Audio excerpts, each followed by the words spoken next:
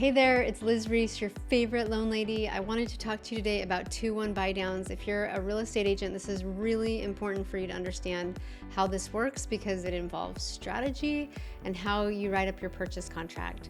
So what a 2-1 buy down is it allows the borrower to take a 2% cut in interest rate for the first year, a 1% cut in interest rate for the second year, and then the third year it goes back to what that original rate is.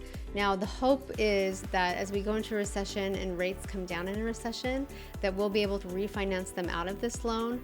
But I wanted to show you an example of how this works. So check this out. Okay, so the way this works, let's say they're buying a $500,000 loan here, and the interest rate's 5.99, okay, 30-year loan. And keep in mind, this can be done FHA, VA, conventional, whatever, pretty much whatever we need, we can do this loan structure.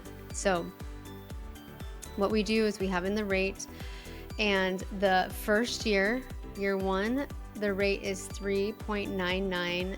This is what the monthly payment is, and it's saving the client $610 a month for a year. Then in year two, it goes to 4.99.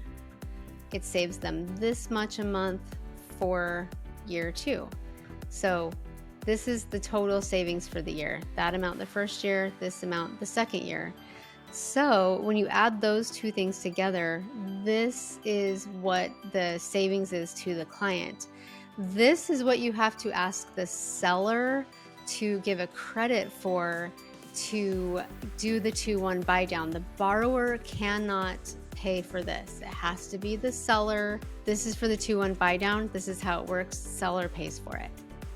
Okay, so what happens with that $11,000 credit in this case from the seller is that it goes into this, it's a subsidy bucket.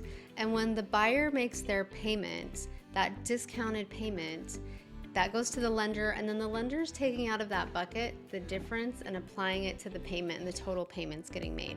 So that's what's happening the whole time until that equals zero. Now, something kind of cool that can also, or that will happen is if, let's just say the rates totally are awesome and drop in 8 months, and they've done this 2-1 buy down, and they have all this money from the seller, and aw, dang it, I'm gonna lose out that money. Well, that's not true. What's gonna happen is whatever is left in that subsidy bucket, that's gonna get applied to the loan. And so it's going to be, their payoff is gonna be less because it's gonna get applied to the loan balance.